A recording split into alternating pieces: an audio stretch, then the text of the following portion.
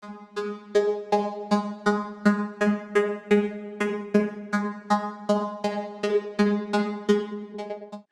going on, everybody? Isaac here with Civil Engineering Academy, jumping on real quick to talk about another fun podcast episode, and I'm excited with to share this one with you, if I can even talk. Today, I bring Michael Hopper. He's with LERA, which is a consulting engineering firm, structural firm that deals with structures, and specifically, he specializes in post-tension concrete structures. He also teaches at Princeton on this topic. And we just had a fun conversation talking about post-tension structures in all its forms. And I also bring my brother Mark on with us because Mark deals with the construction side of this quite heavily. And I thought it would be fun for all of us to get in the same room and just kind of talk about all these things. Some of the projects that Michael has worked on have been award winning. So he definitely is very heavily involved in this community. And Mark and Michael, when they get together, this is their language. They love talking about post-tension structures and everything to do with them. So whether you're just starting your structural engineering career or you're deep into it, there's definitely going to be something here that you're going to learn from, and I think you're really going to enjoy it. So thanks for Mike and Mark for joining me today. I think you're going to enjoy this, and it's coming up right after this.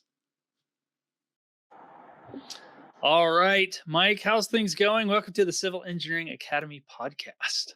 Hey guys, thanks for having me. I'm really excited to be here with you. We haven't really done 3 people here before, so this is fun. I want to bring my brother Mark on too.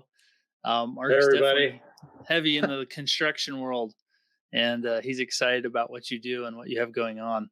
So I guess before we dive into things, though, could you just give us a little bit more about your own background and how you found yourself into what you're doing now every day? Yeah, sure. I'd be happy to. I guess if I start back at the beginning, I was always very interested in architecture and in building as a kid. And as like most engineers, I was pretty good at math. So that led me to pursue the technical side of architecture, where I went to Penn State and studied architectural engineering. And while I was there, we study structural engineering, construction management, electrical engineering, lighting, mechanical design for buildings, and obviously architecture. And I, decided pretty quickly that my heart was in structural engineering, and I wanted to spend my career designing world-class architecture with Mm. architects. And so right after school, I started my career here at LERA in New York, and I've been here ever since. I've been pretty fortunate to have had the opportunity to work on some really unique projects that have post tension concrete, and I found a niche with that system.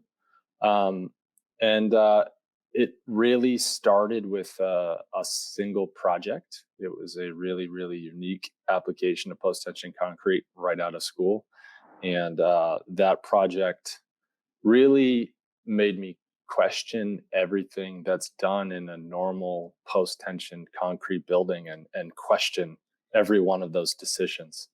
And it just required us to really dive deep into that realm, and I got a lot of experience in a really quick period of time, and it was a lot of fun. So that was how it started. Did you have any influence in your life? A father, an uncle, a cousin that was already kind of in this world So doing I that did. stuff? I didn't. My dad was in the service. He was in the Navy, so I was a military kid, and we traveled around quite a bit. My mom's in accounting. Um, I'm an only child, so I didn't have an engineer or an engineer who influenced me growing up. But I just loved to build, and my parents really encouraged it, and always pushed me to excel at math and science, and just pursue my passions, and they've been really supportive. That's awesome. Yeah. Well, I know in my world, Mark was the first one to go into civil engineering, so he kind of paved the way for me to follow I was that the path. trailblazer a little bit, yeah. So, That's what big brothers do, right? yeah, that's what they do. Yeah. Well, Mike, I know a lot of people may, at least our audience, may not be into the structural world per se, but they do find what you do, I still think, fascinating. So, could you do a little bit of background and explaining what maybe pre-stressed concrete is and how that contrasts with maybe other structural systems? Yeah, absolutely. So I think it helps to start with the really basic fundamentals of just concrete, and that is that concrete is great in compression and not so great or terrible in tension. And the concept of pre-stressing is really simple, and it just pre-compresses the concrete so that when you're going to add load to it later, the concrete will remain in compression or it will have minimal amounts of tension as allowed by the building code. And so pre-stressing is a really, really practical way to use concrete in its most efficient form, which is in compression with little bits of tension where permitted. Um, Other structural systems don't really have that load offsetting effect. You can pre-stress steel, you can pre-stress timber, but compared to just reinforced concrete or conventional structural steel or mass timber, pre-stressed concrete is really the only system that has the offsetting effects or the load balancing effects, as we call it, when you're designing. Excellent. And how does pre-stressed and post, or pre-tension and post-tension, both fit under the same umbrella of pre-stressed concrete? Yeah, that's right. That's a good point. ACI doesn't really differentiate between pre-tensioning or post-tensioning the steel. And just to clarify for your listeners, we're talking about when the steel is stressed with respect to when the concrete is cast. And so the concrete doesn't really care how you stress it. So ACI, the code ACI 318, the code that we use to design building structures, concrete building structures, the allowable stresses for concrete remain the same whether you're pre-tensioned or post-tensioned. However, there are differences in the allowable stresses in the steel as necessary for those different types of systems. So that's how the code looks at it, and really, yeah, it's pretty simple the way that it's organized. Yeah. Can I jump in here a little bit, Isaac? Oh yeah, go for it. Yeah, in the people that I deal with, Mike, I mean, it's a kind of a source of confusion sometimes because it's pre-stress, but then you talk about post-tensioning and pre-tensioning, and the pre-stress is actually that name comes from what you're actually doing to the structural system. Like you had mentioned, you're trying to keep most of the tension out of that cross-sectional area of the structural member that you're pre-stressing, and keeping everything in compression as much as the code allows. But I've found that it's a little bit confusing because I've heard people, they'll say pre-stress when they mean pre-tensioning, and then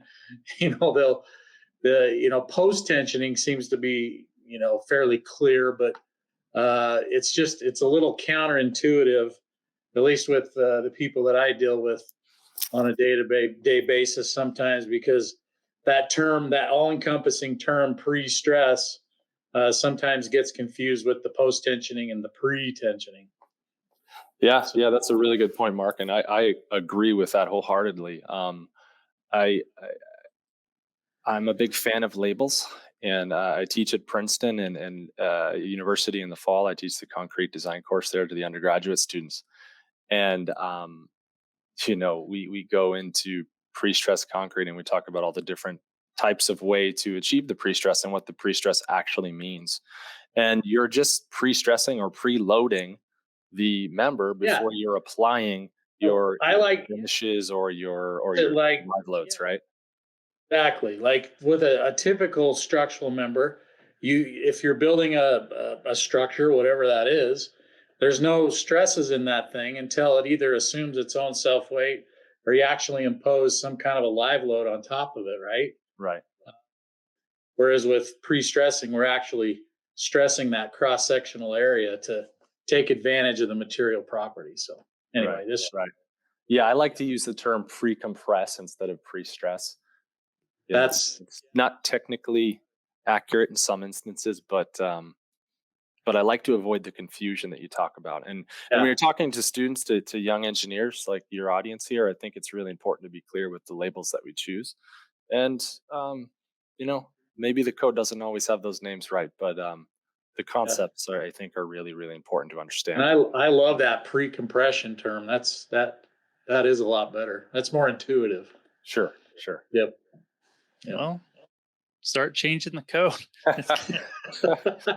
Yeah, use your influence. No, I think the code is fantastic. The code is great. I just think that I think we as engineers and as a community can do a better job to demystify post-tensioning, pre-stressing, pre-tensioning, whatever you want to call it. I will tell you that is a concept that, as someone who has tried to mentor young engineers here at LERA, that concept can be those concepts can be misunderstood, and it's universal across our industry of structural engineers. At least that's my opinion. That's my experience. That's mine too. Makes sense. Well, why don't you give us a sample of where pre-tensioned structural concrete is typically used? Yeah, that's a great question. It's most commonly used in precast applications, right? And precasters are manufacturing hundreds, sometimes thousands of individual pre-stressed members.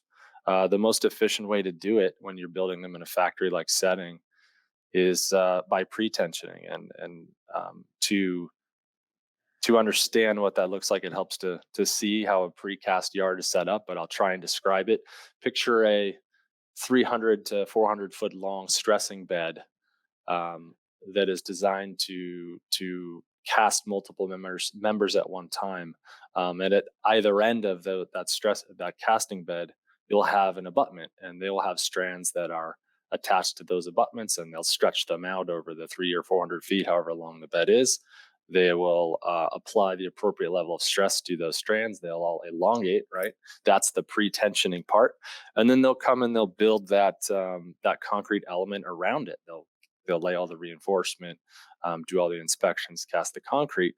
And then when that concrete reaches its required strength, they'll release the stress on the abutments. The tension will be transferred from a tension force in the strand into a compression force into the concrete through a mechanical bond between the strand and the concrete. And so that's the way that we most commonly see pre-stressed or pre-tensioned concrete applied. Excellent. And what about post-tensioned structural concrete? Where is that being used? Post-tensioned concrete is most commonly used in the field, right, where you're building cast-in-place concrete elements. And just to kind of give you a sense of scale, it depends what type of system you're using, but in general, the jacking force on a PT strand is equivalent to about the weight of 9 or 10 cars, right? That's a massive force. So if you're building up on formwork, up on top of a building, how do you resist that force? What do you jack against? You can't build an abutment in an efficient manner like you can in a precaster's facility, right? So the most efficient way that we do it here is we jack against the face of the concrete. And we wait until the concrete reaches a certain strength, right? And then we go ahead and we set those jacks and pull those strands. The other benefit that you get when you're building cast in place concrete, it's cast monolithically, right? All of your spans, all of your bays are all connected together. So we really rely on continuity from element to element, and to really capture those benefits, you need to drape your strands. And so if you're laying your strands in concrete before they're stressed, they're not straight, right? We can drape them to whatever profile we want that's beneficial for the structure. And so we can get creative and tune them, place them where it makes sense. and then cast the concrete and then stress those tendons. Whereas in a precast application or pre-tensioned application, when you pull those strands, they're straight, right? So you really don't get the benefit of draping up and down as needed in your structural element. I like it. Good answers. And then Mike, the other element that sometimes happens with pre-tensioning is that strand is like you mentioned, actually bonded to the concrete. A lot of the systems that are post-tension, there's actually a sheathing that the strand is in that lets the strand slide relative to the concrete after it's hardened, and they're stressing it, they're post-tensioning it.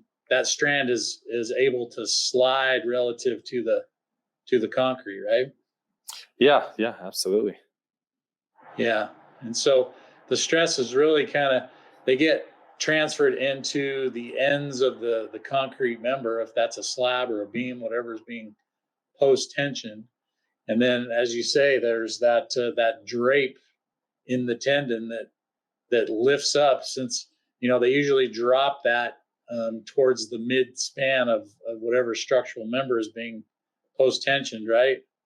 So that it can work. You're trying to design that to kind of pick up the dead load or the weight of whatever structural element you're working with, the slab or beam. Typically, those tendons are designed to pick up essentially the dead load, right, of the system and kind of transfer it into the column. And so because of that pre-stress, it makes that system a lot more efficient as far as spans, right? Where you can shallow up your depths, right? And achieve longer spans in a more efficient manner, because you're kind of picking up that dead load and transferring it into the vertical members before you're actually putting the structure into service. Right? Yeah, no, that's absolutely right. And the way I describe it is that you're right in that we're balancing typically just for the self weight of the slab or the beam or whatever that element is. Sometimes it's 80%, sometimes we go up to 100%. In extreme cases, we'll balance more than that. But the way I describe it is the structure feels weightless, right? It doesn't feel the effects of its own self weight. I think about, I like analogies, especially with my students at Princeton, but the one that I think about for post-tension concrete is if you're out in the rain holding an umbrella. Well, most of the time you feel the weight of that umbrella, right? You feel the rain hitting it, you feel the weight of it. But every now and then the wind will blow, it'll gust, it'll put some uplift effects on that umbrella. And for a moment, it'll feel weightless. Like right before you can feel it pulling away, it'll feel weightless. That's the effect of post-tensioning on a structural element. And you as the designer, as the engineer, you can control how much uplift you get. And the two tools that you have are the force that you put into the element, the number of strands, and the drape that you pick. So yeah. No, that's a great analogy. I like that. Nice. What kind of spans can we get? I'm just curious. I don't design building structures, but what kind of spans can you get doing this? Oh, wow. You can really design anything you want. That's the beauty of post-tension concrete. That's why I happen to love it so much, is that there's really no limit to what you can do. If you can form it, you can build it.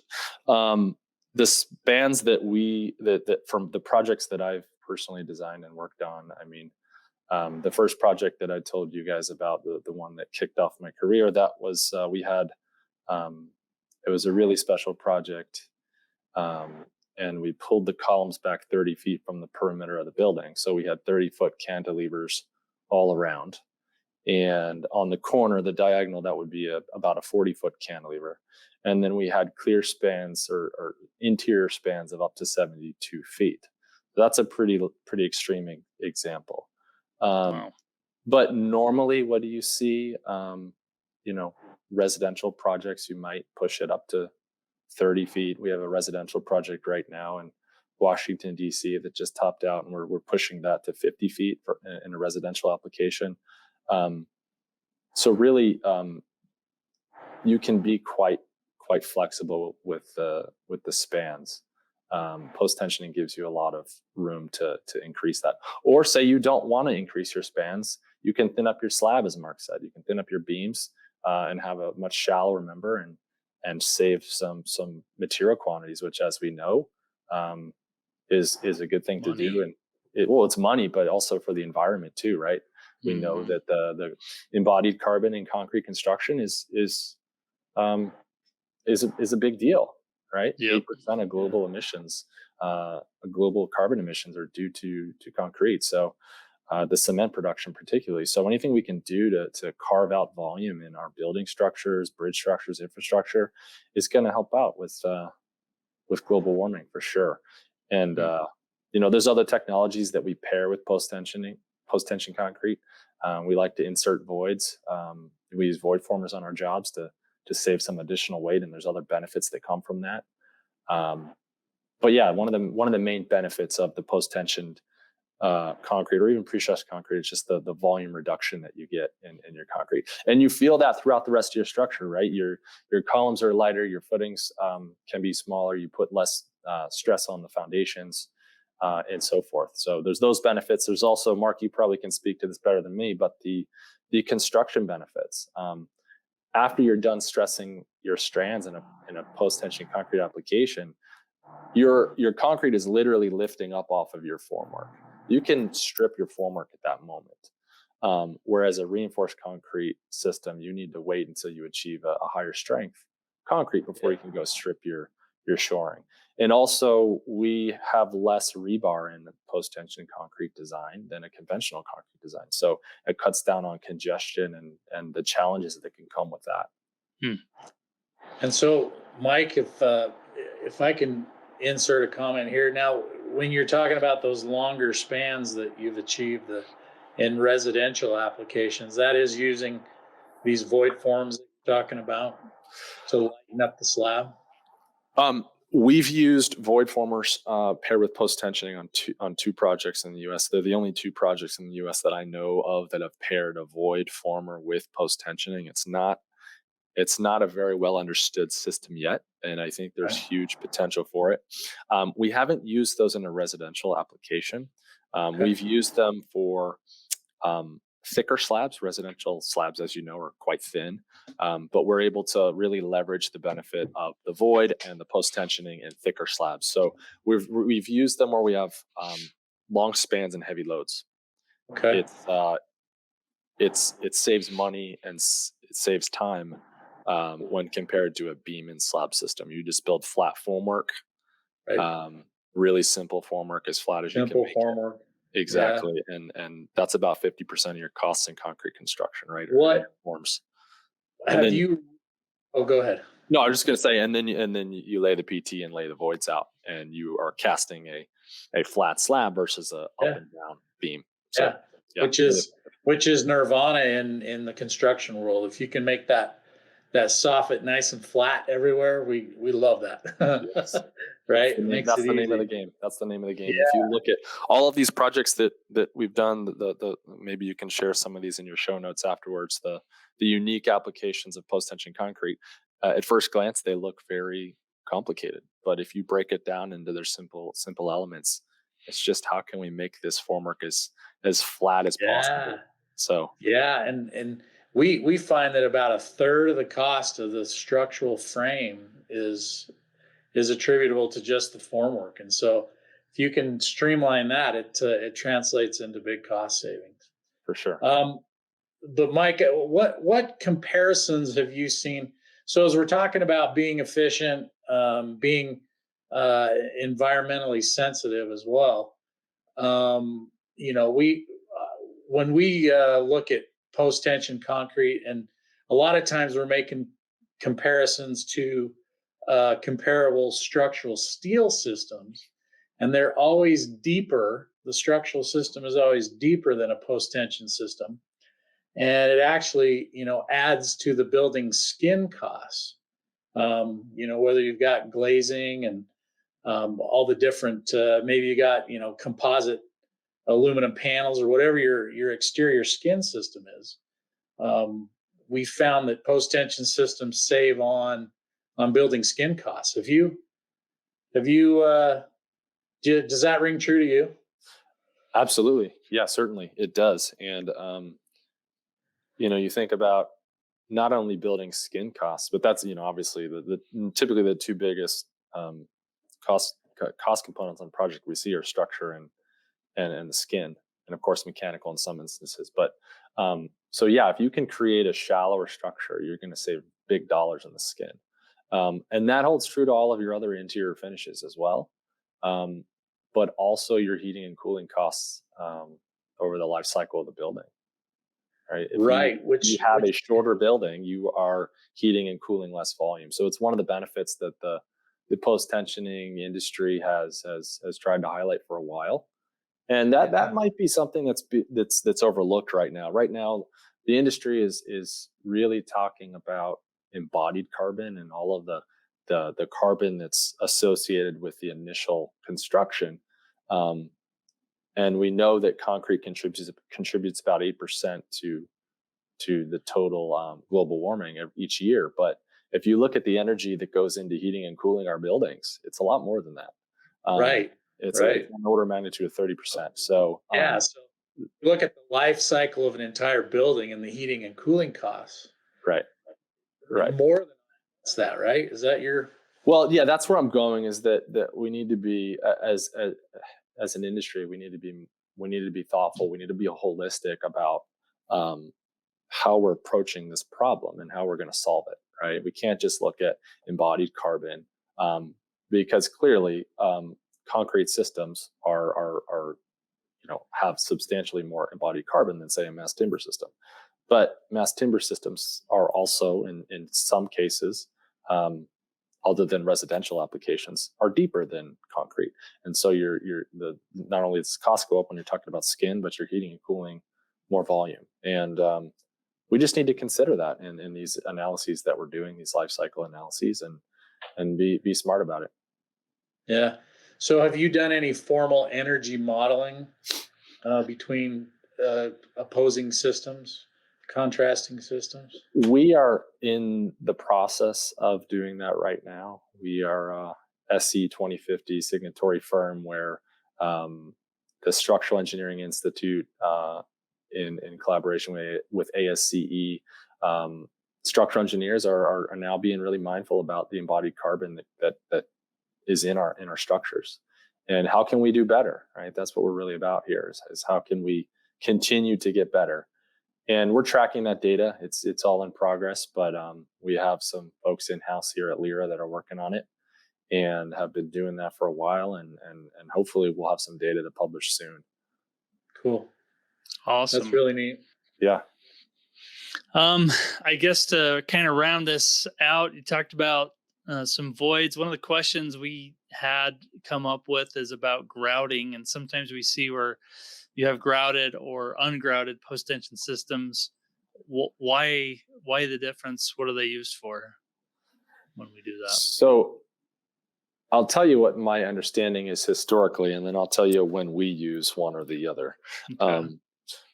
Historically, grouted systems or bonded systems, as ACI calls it, have been used in infrastructure.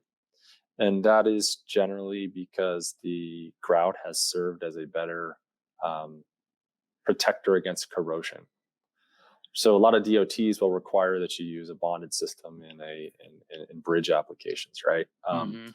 Where you're outside, you're exposed to the elements. Where as opposed to a building, when most buildings you're protected, you're inside.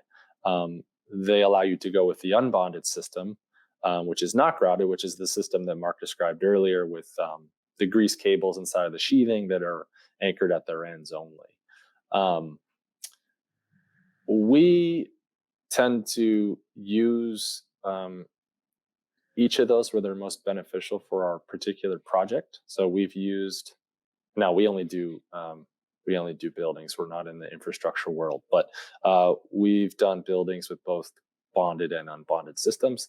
Unbonded is by far the most common in the United States. And those systems now are much better than they were back when they were first used, when they did run into some corrosion issues. Now the systems are fully encapsulated and they're greased inside of that, so water's not getting into those. But we use bonded for a couple reasons in buildings. The first reason is if the global stability of the building has to do with or relies upon the post-tensioning. So picture if we have a leaning column, or if we have an arch. We have an arch in a building. The base of that arch, there's a thrust. How do you resist that thrust? We like to use post-tensioning, or other things too, but post-tensioning is really effective. Well, if the global stability of the building is dependent upon that arch being stable, you better make sure that the post-tensioning is well protected, and bonded is a way to do that, because it acts more like rebar, and then it's bonded along its entire length. So if you were to cut that tendon in the middle, that load would redistribute. Whereas if it's an unbonded system, if you were to cut that tendon in the middle, the strand is gone because it's not bonded to the system in any way. Right. So that's one instance. The other instance is for detailing reasons. So bonded systems tend to bundle strands together at their anchor point. So you might get 4 strands and 1 anchor. You can go all the way up to 30 strands plus in 1 anchor. And the beauty of that is that you get all of your PT bundled at one location. So if you have a lot of congestion, say you have curtain wall anchors that are being attached nearby, or anything like that, say rebar for other things, other connection points, it helps to detail away congestion. And that's another time that we use it. It's great. Other than that, it's always going to be unbonded, because that's more economical. And there's also been research done, and it's been proven that in a progressive collapse scenario, an unbonded tendon is better than a bonded tendon, because if, say, in a seismic event, if there were to be a slab column joint that failed, those strands can act as a catenary draped over top of the column that remained. Interesting. And I've seen photos of that. That's the concept. It wasn't Loma Prieta, wasn't it? Northridge earthquake, where that? I think, the photos I've seen are from Northridge. And now the code prescribes that there's at least 2 tendons above every column. Yeah. Yeah, that's right. Exactly. They call them integrity tendons, and they're super effective. Yep. Wow. Well, before I switch gears, Mark, you have any more questions that you would like to ask? I know we're up against our time limit here a little bit. I could talk to Mike all day long, but okay. No, I just I'm a big fan of post tension concrete. I've just seen the benefits, and it's cool to see somebody else or talk to somebody else that recognizes a lot of those same things that I've seen. That loves it as much as Mark does. Yeah, it's cool. That's great. Yeah. Well, Mike, last few little questions I just love to pick your brain about a little bit is, what advice would you have for someone just starting a structural engineering journey, their journey into this world? Yeah. Well, I think structural engineering, or any real engineering career, is it can be very broad, right? The topics can be very broad. You can go down many different career paths. But my suggestion is to first identify and then focus on what you're passionate about, right? For me, that was helping architects design world-class architecture. And I figured that out early while I was still in school, and I could actually pick the courses I wanted to take that would help me fulfill that goal, right? I could choose research projects, or my thesis projects could be about that, right? They could be about architecture and structural engineering and integrating the two together in a really thoughtful way. Internships that you pick. So for me, I'm a big fan of identifying your goals early and focusing those efforts on them. So that's my advice. Ultimately, chase what you're passionate about, but really identify those goals early and focus on them. Great thoughts. I totally agree with you. Well, thanks for doing this, Mike. Where can people reach out to you if they want to connect with you? Yeah, guys, thanks. This was really great to be a part of. I love what you're doing here on the show. I love talking about the great work that engineers are doing, and you guys have a ton of enthusiasm, and it's really great to see that. But if people want to connect with me, they can find me on LinkedIn. Pretty easy to find there. Okay. You can connect with me there. Shoot me a message. We'll if point them that you way. want to. Very good. Well, thanks, Mike. Thanks for doing this, and we'll catch you on another one. See ya. Thanks, guys. This was great. Take care. Thank you, Mike. Bye.